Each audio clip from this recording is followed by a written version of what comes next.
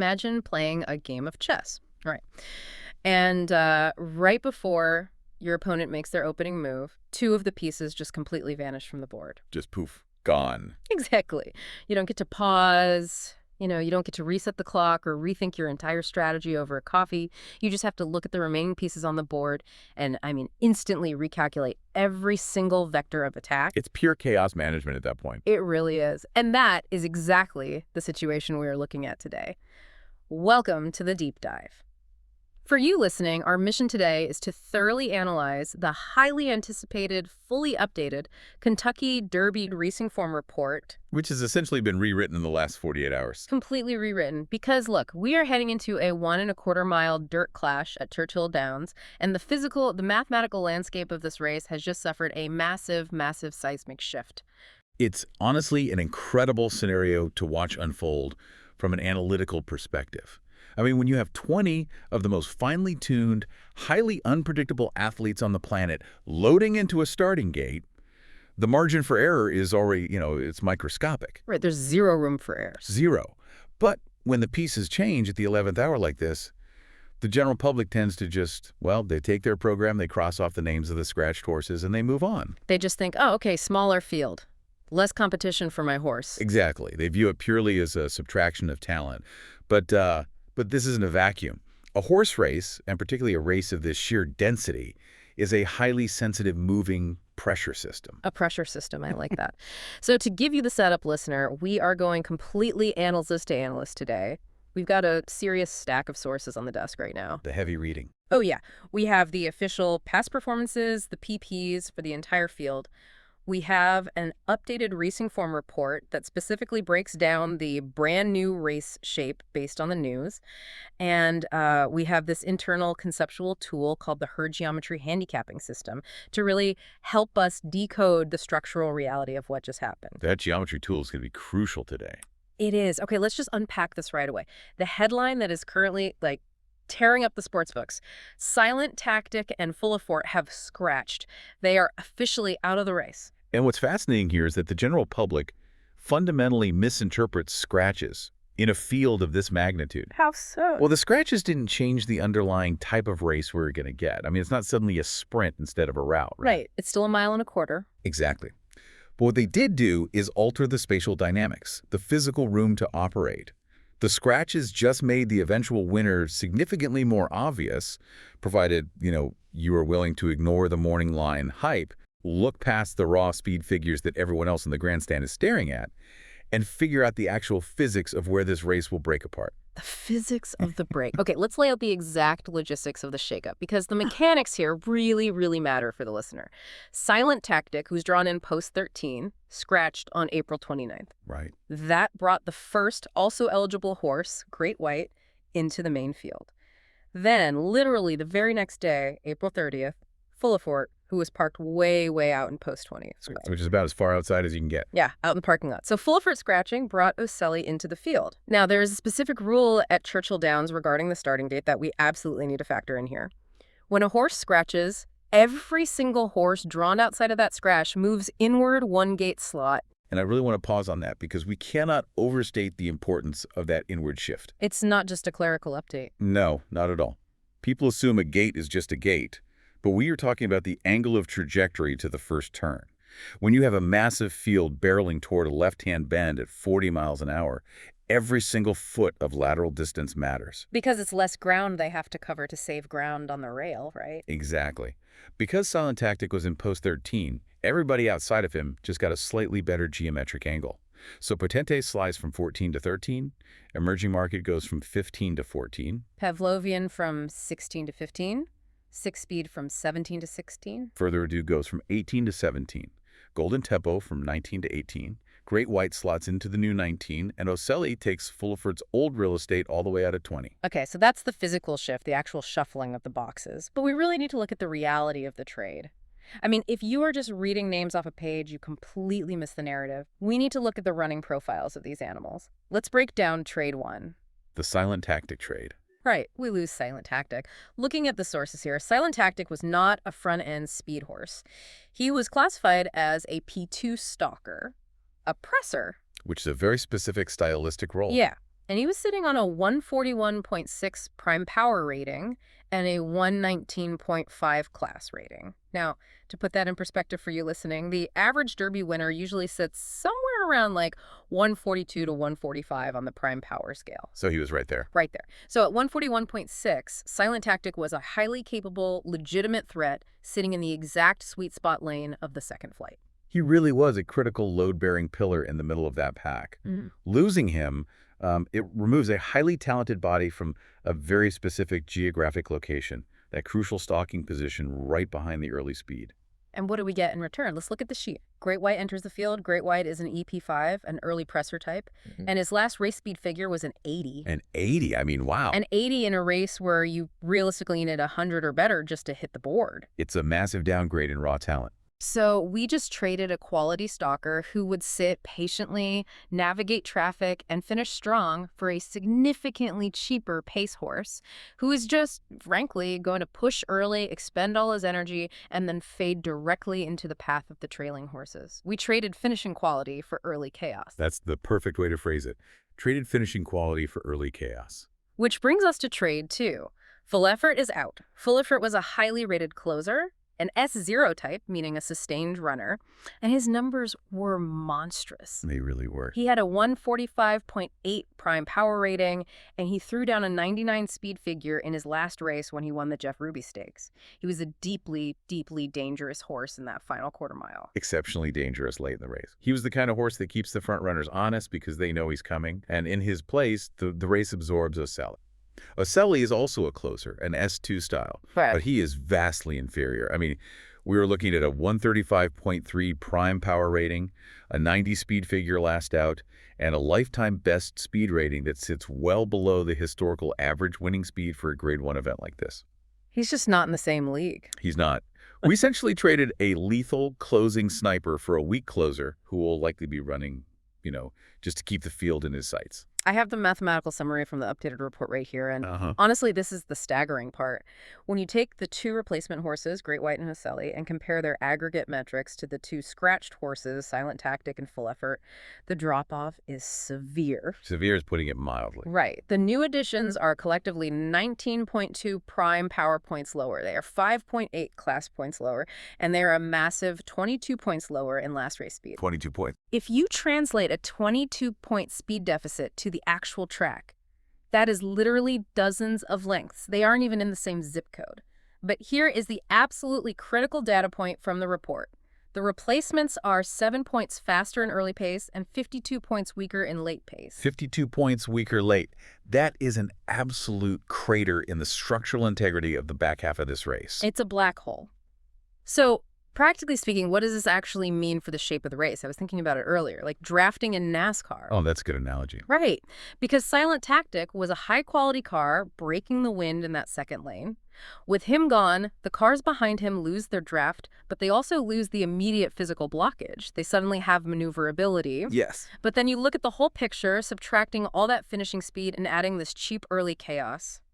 The actual physical shape of the pack as they turn for home is going to morph drastically. It's going to morph into something highly, highly volatile. I mean, if we connect this math to the bigger spatial picture, the first wave of the race at the front line just got messier, wider, and cheaper because of Great White injecting early speed from the far outside. Because he has to cross over all those other horses. Exactly. Yeah. But the finishing half of the race, the deep stretch run, just got vastly less dangerous because Fulfert's elite late kick is gone, and Ocelli is simply a non-factor. The internal pressure of the field has been completely reallocated. Reallocated pressure. I really want to lean into that concept because it transitions perfectly into the herd geometry model that the report uses as its analytical foundation. Let's do it. For the listener, I want to clarify. This internal tool isn't some magic crystal ball. It's just a conceptual lens through which we are reading the data today. The core rule of herd geometry is simple. Read the race, find the winner. The philosophy here is that you don't ask who is the best horse in a vacuum. You ask what shape will this race naturally become. Because horses do not run in isolation. They are herd animals with a very complex, deeply ingrained flight response. Every single horse in that starting gate either creates pressure, absorbs pressure, avoids pressure, or benefits from pressure. They are all reacting to the bodies around them. Always. The geometry system forces us to map the entire Derby field into specific shape categories based on how those pressure dynamics will unfold over a mile and a quarter. Okay, so let's use the sources to rule some shapes out. Let's play elimination. First, why is this definitively not a stable front race? The report defines a stable front as a scenario where one true anchor controls the early pace with limited pressure, relaxes the field, and essentially turns the race into a procession where they just, keep going. It cannot be a stable front because we simply have too many forward-leaning bodies. Yes. For a true anchor to exist, they need to clear the field, get to the rail, and drop their heart rate. They need to breathe. They need to relax. Right. But look at this lineup. We have So Happy, who is an EP7. We have Patente, an EP6.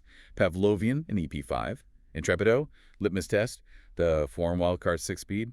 And now we just bolted Great White, another EP5, onto the far outside. It's just a wall of early speed. It is. The physical reality is that there's way too much lateral pressure. Nobody is getting a loose, comfortable lead. They are going to be shoulder to shoulder, suffocating each other's stride rhythm from the very moment the gates crash open. So the front is definitively unstable and overcrowded. Now let's look at the flip side. Why is this not a late vacuum race? According to the geometry guide, a late vacuum is when the early speed drains out slowly, the field naturally spreads out into a long single-file line, and the deep closers, what the system calls ghosts, get a totally clean, unobstructed runway to fly down the stretch. It's not a late vacuum because, well, as we established with the scratch math, the back half of the field just got significantly weaker. Full effort is gone. The density of high-quality late runners is visibly thinner. There are just fewer closers to make that run. Right. But more importantly, the horses up front are cheap enough and working hard enough early that they are going to back up rapidly into the face of the closers.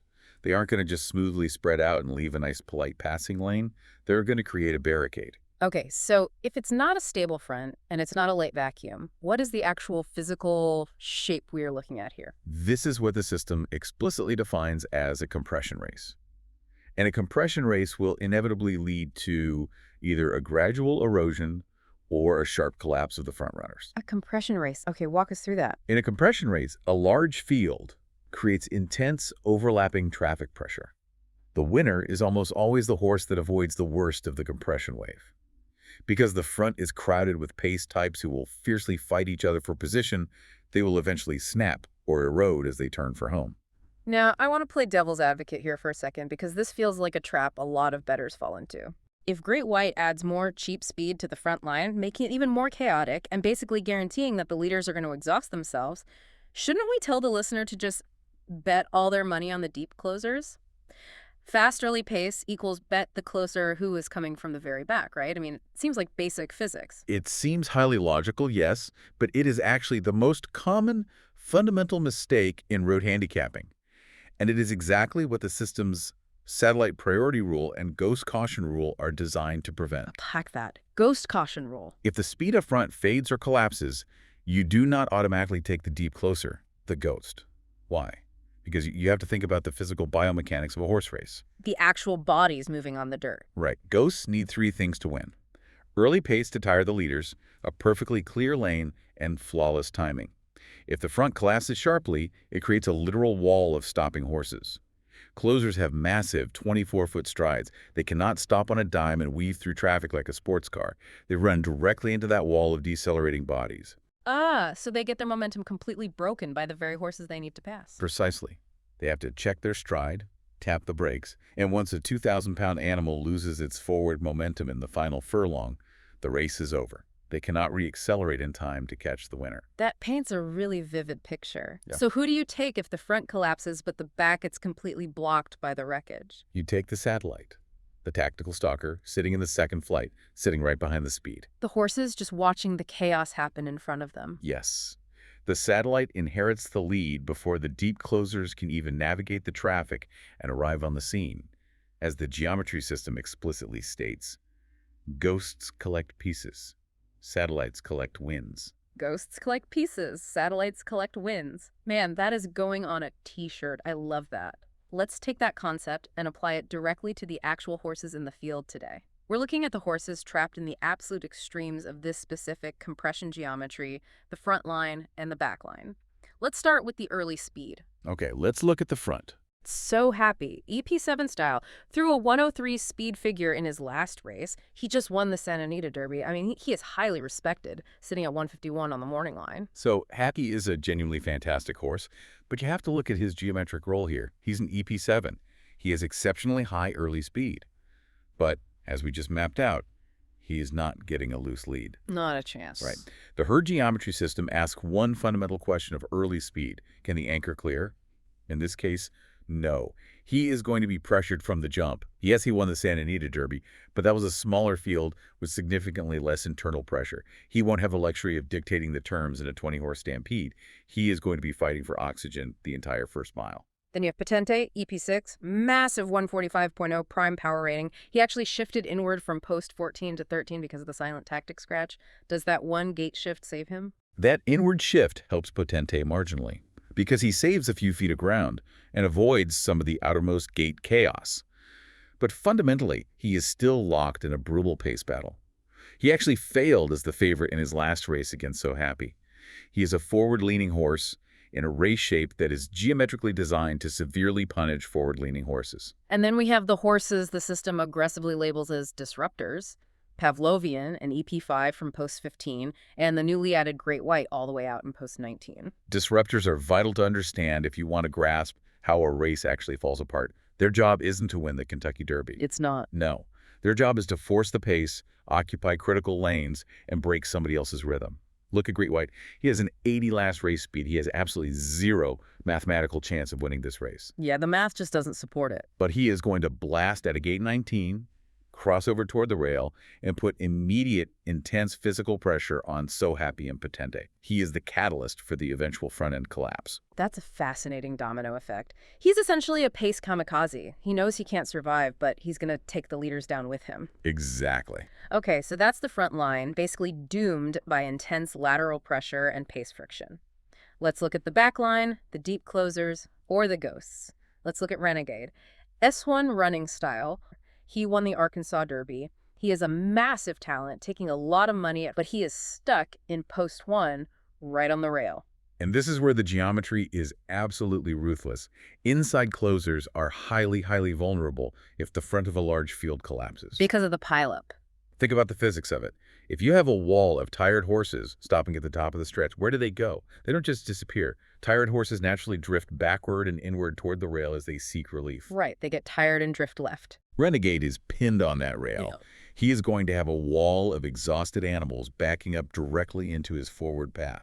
For Renegade to win from post 1 with an S1 style, he needs the race shape to break perfectly for him. The gap has to miraculously open on the inside at the exact second he needs it. Betting on a perfect unobstructed trip in a 20-horse field from the rail is, frankly, a mathematically bad bet. It's like being in the fast lane on the highway when a 5-car pileup happens right in front of you, and there are concrete barriers on both sides. You have nowhere to go but straight into the brakes. And like you said, you can have the fastest car on the road, but if you hit the brakes, you lose. Exactly. You lose all your momentum. Then we have Golden Tempo, an S0 deep closer. He shifted inward from 19 to 18. It's a slight geometric upgrade in post position, but he still looks like a classic too-much-to-do horse. He finished third in the Louisiana Derby. He's going to be far, far back early. And, as we noted earlier, full-of-foot scratch means there's significantly less pace pressure late to carry a horse like Golden Tempo into the race. The dynamic tension in the rear of the field is completely gone. And the replacement, Ocelli, is also a closer, but simply lacks the raw speed to compete at this level. He posted a 90 last out in the Wood Memorial, where he was a distant third. So let's synthesize this for a second. The front is going to burn out in a chaotic, suffocating fight. The back is either too slow, like Ocelli, or geometrically trapped behind a wall of dying speed, like Renegade. If the front burns out and the back is trapped, we have to ask, who is left operating in the middle? The satellites. The sweet spot. We are analyzing the second flight horses sitting right behind the early pace. These are the horses that let the disruptors do the dirty work, avoid the highway pileup on the rail, and strike before the ghost can navigate the traffic. Let's start with Further Ado. Oh, this is a fun one. On paper, looking at the sources, he is the best pure horse in the race. Highest prime power at 150.7. As we established, 150 is breathing rare air. Highest last race speed with a 105 winning the Bluegrass Stakes. 61 odds. And he shifted inward from post 18 to 17. The post shift is nice, but here is the massive hidden detail from the updated racing form report. Silent Tactic was directly in his lane. Silent Tactic was a P2 stalker drawn inside him at 13. With Silent Tactic scratching, Further Ado has one fewer serious, high-quality rival occupying the exact spatial real estate in the second flight where he wants to settle, drop his head, and launch his run. The drafting lane in the sweet spot just cleared up. That is a huge structural advantage. A 141 prime power body just vanished from his immediate vicinity, removing a massive source of friction. Okay, next satellite, the Puma. He's a P3 presser, drawing post 9. The report explicitly identifies him as the best price horse on the board at 101. The Puma's profile is fascinating. He sits perfectly mid-pack, and he directly mechanically benefits from everything we've talked about so far. Well, he loses a highly competent second-flight rival in Silent Tactic, meaning there will be less physical bumping for position in the middle tier. Simultaneously, he gains a horse in Great White who will sprint up to the front and tire out the leaders, making the Puma's eventual move from the middle that much more devastating. He missed by a nose in the Florida Derby. He is sitting on a massive career-defining race. See, I wouldn't have naturally connected a scratch in post 20 and a scratch in post 13 to a direct advantage for post 9, but looking at the pace structure, it completely opens up that specific lane. It's all connected. It really is. Then we have Chief Wallaby, EP5 post 12. The report calls him the biggest scratch-related upgrade. Why does the math favor him so heavily today? Because of exactly where he sits on the stylistic spectrum. He is an EP5, so he is balancing right on the razor's edge between being tactical early pace and a sweet spot stalker. Because the front line got cheaper and messier with the addition of Great White, but not necessarily faster in a sustained high-quality way if the pace softens even a little bit. What the geometry system calls gradual erosion, Chief Wallaby is in the absolute perfect physical position to inherit the lead at the top of the stretch. Just scoop it right up. Exactly. He gets blinkers on today, too, which might focus his vision and keep him from getting distracted by the chaos outside of him. He was a solid third in the Florida Derby. He's exceptionally dangerous at a price. And finally, rounding out the satellites, we have Incredibolt, a P2 style. The report notes he isn't as sexy on the headline figures. He has a 100 speed last out, but only a 135.8 prime power. Yet, he is highlighted as a great underneath ad for exactus and trifectas. Exactly, because his running style fits the remaining structural shape perfectly. He's a presser. He will willingly sit behind the early chaos.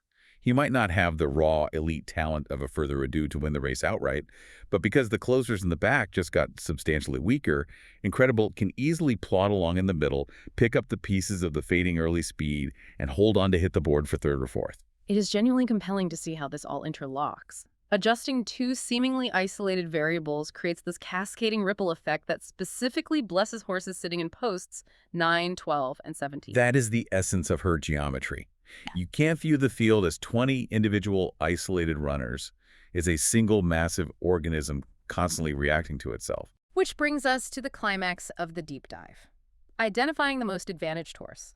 We've mapped the unstable front, we've mapped the trapped back, we've analyzed the satellites in the middle.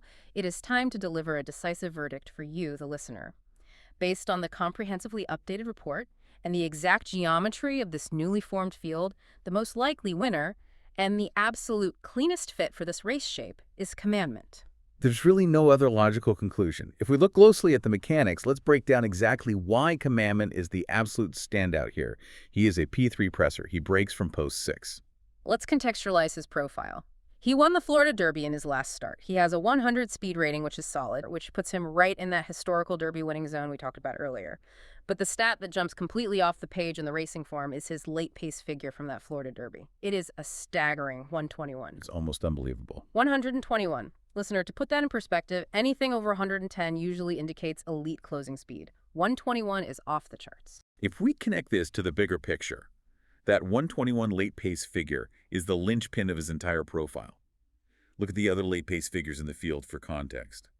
Further Ado is 101, so Happy is 100. The Puma is 117. Commandment's 121 means he possesses a devastating, explosive turn of foot when his jockey finally asks him to go. But unlike the deep closers, the ghosts like Renegade or Golden Tempo, who also have good late pace, Commandment does not have to deploy that speed from 15 lengths back in the pack. Because he's a P3. A presser. He's already sitting in the sweet spot. Precisely. Commandment fits the exact middle run pattern this specific high compression race demands. He breaks from post 6. That is inside enough to save critical ground on the first turn, but it is far enough out from the rail to avoid being pinned and trapped behind stopping horses like Renegade is likely to be from post 1. He will seamlessly tuck in and sit just behind the chaotic disruptors like Great White and the heavily pressured anchors like So Happy. He watches them fight, he watches them burn their early energy, and then from a clean, unobstructed lane, he deploys that 121 late-pace figure to make one devastating run. Now, I want to challenge this certainty for a second. You say Commandment is the absolute standout, but let's play devil's advocate. Bring it on. He has that massive 121 late pace, yes, but Commandment has never run in a 20-horse field before.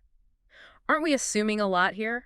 Aren't we assuming he won't panic when the disruptors start bumping him in the second flight, or that he won't get trapped inside by the horses shifting inward? It's a valid concern, and traffic is the great equalizer in the Derby. But this is exactly where the scratches seal the deal for him. The central thesis of the updated report ties it all together. Silent Tactic was Commandment's single biggest geometric threat for this specific trip lane. How so? Silent Tactic was the other high-quality P-style horse who's going to want that exact same spatial real estate in the second flight. They would have been bumping each other, fighting for the same drafting position. With Silent Tactic scratched, the physical friction in that lane is gone. So the seas haven't literally parted, but the drafting lane has been completely cleared of its main obstacle. Exactly. It's what the geometry guide refers to as the multiple anchor conflict rule. When two major, highly rated horses need the exact same positional race to win, they inevitably hurt each other. They burn energy fighting for the spot before the real running even begins. Silent Tactic and Commandment needed the identical race. Now, Commandment has that entire middle zone to himself to get comfortable, find his stride, and prepare his run. So, to translate this entire complex web for the listener, the scratches didn't create a new race, they just made the original race much, much cleaner for the horses operating in the middle.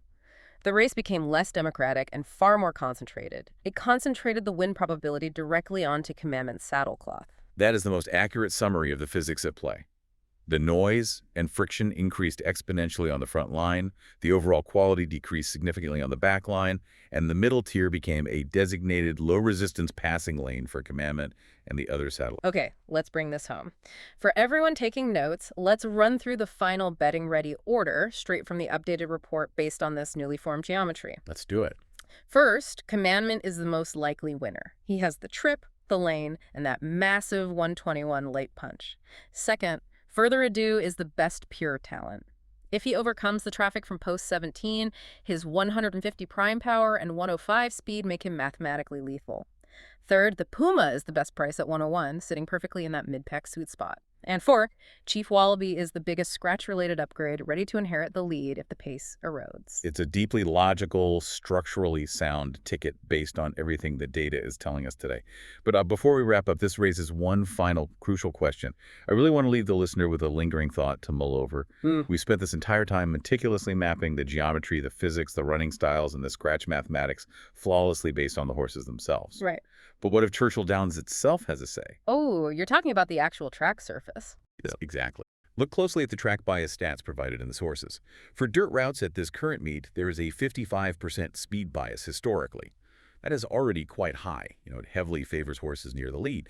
But if you look at the week totals for April 25th and 26th, just days ago, leading up to this event, there was a bizarre, massive 75% speed bias. Whoa.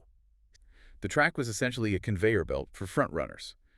So the ultimate question becomes, if the track surface is heavily artificially favoring frontrunners this weekend, does that track bias act as an invisible overriding anchor?